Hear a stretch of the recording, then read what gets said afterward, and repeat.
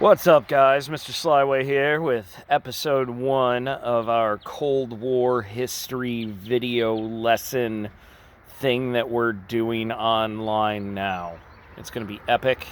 You're going to love it. And here we go. So, after World War II, okay? After World War II, there's a lot going on. The United States is now a world power. That's great. The United States now also has nuclear weapons. That is either great or not great, depending on your opinion going into that one. All right. Problem with us having nuclear weapons is that it sets up what's called the Cold War. The USSR, Soviet Union, also begins making nuclear weapons, and sides slowly start to kind of get chosen. All right. The U.S. is going to switch from a policy of being isolationist, staying out of things as much as possible, to a policy of containment, trying to contain communism, basically anywhere in the world that it may be. All right? So we're going to kind of go through a little bit of what leads up to all this mess, primarily in the United States and in Europe today. Tomorrow we'll talk more about the Asian kind of area in this situation. All right? So Truman's foreign policy, having issues here. Truman's foreign policy, again, no more isolationism. Now we're going to contain. But that means that we need to deal with other countries around the world to contain communism in those areas as well. All right? One of the big things that we do in order to do that is the creation of the United Nations. It's established after World War II. Its idea is to maintain peace, especially now that there's the threat of nuclear weapons out there. Okay, so the General Assembly, or a General Assembly, is going to make up all of the United Nations members and part of what's called the National Security Council. More on that a little bit later. Okay, there's going to be a few permanent members, 5 specifically, of the United Nations. That'll be France, Britain, the United States, the Soviet Union, and China. Okay, there will also be a rotating 10 members every 2 years. That will not be permanent members, okay?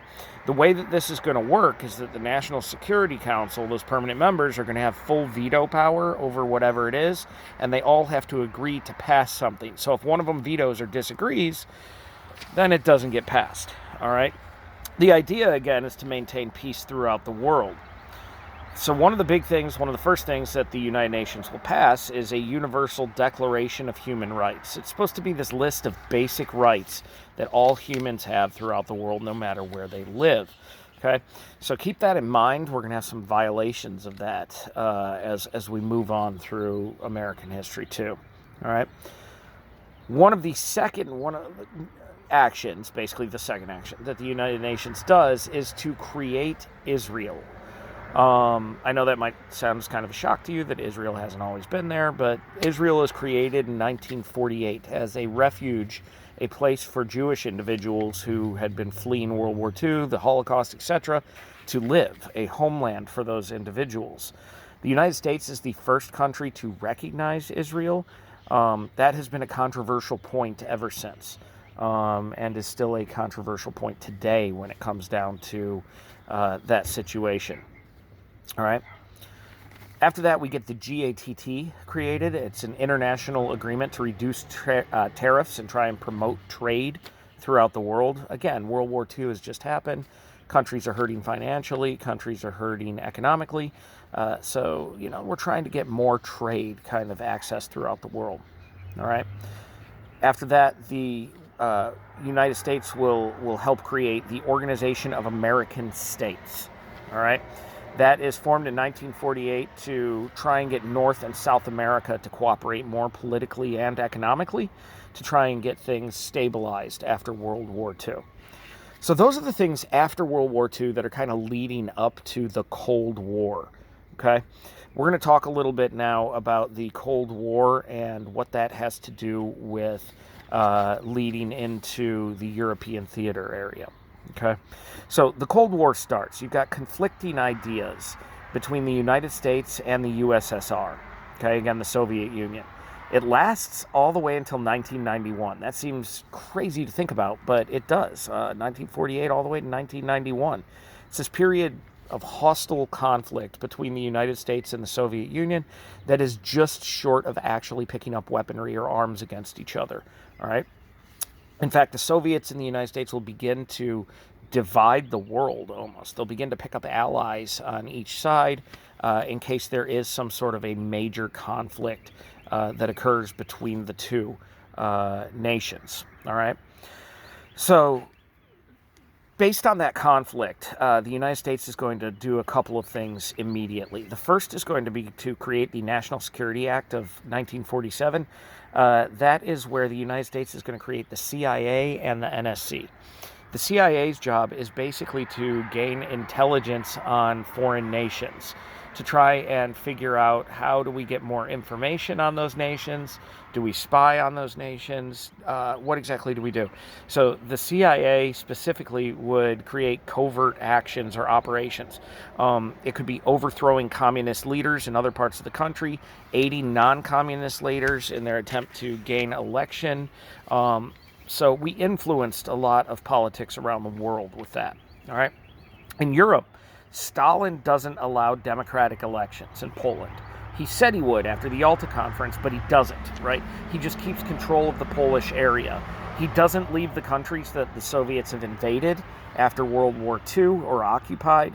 And he justifies this by saying that the Soviet Union needs a buffer in case there's some sort of future invasion between other countries and the Soviet Union. This becomes known as the Iron Curtain, all right? And as part of that, the Soviet Union begins taking over what they call satellite nations, Eastern European countries that are controlled by the Soviet Union, basically through puppet governments. So Stalin would tell them what to do, and the leaders of these governments would do whatever Stalin had set up for them. All right. Winston Churchill is going to give a very famous speech in Britain, again, referring to this as the Iron Curtain, describing the division between communist Europe and non-communist Europe. Okay.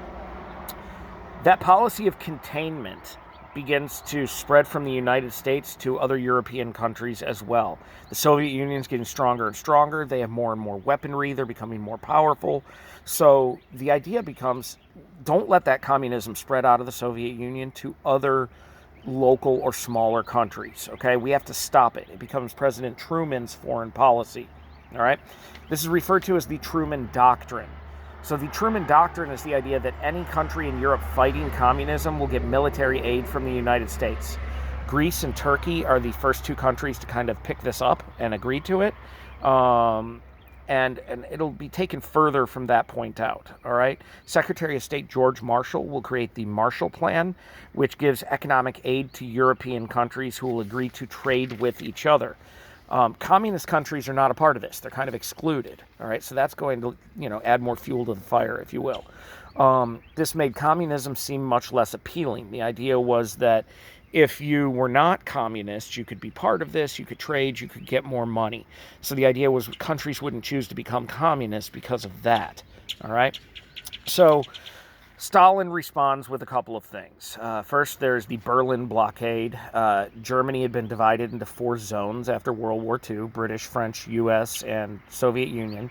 Eastern Germany controlled by the Soviets, Western Germany controlled by the kind of allies still, if you will, England, the United States, etc. Berlin was also a divided city within Germany, all right? Stalin set up a blockade to try and keep supplies away from the Allies and out of Berlin to kind of end the idea of Germany ever becoming unified again, all right? So what will the U.S. do? What will Britain do? Well, you'll get the Berlin airlift. In 1948-49, planes will drop supplies into Allied areas of Berlin for over 300 straight days. Stalin will eventually give up in May of 1949, but still controls Eastern Germany on his own. Western Germany will become unified and soon declared its own country. So you get a split between Eastern and Western Germany. All right? This will create NATO, North Atlantic Treaty Organization in 1949, as a defensive military alliance against non-communist countries against communist countries. The idea being that if one is attacked, they are all attacked. In response, Stalin and communist countries will create the Warsaw Pact. It's basically the same thing as the North Atlantic Treaty Organization, except communist alliances of countries throughout Europe, particularly Eastern Europe, and then eventually into Asia. All right. Hope you learned something. Hope you actually watched this video. Get your papers done if you haven't.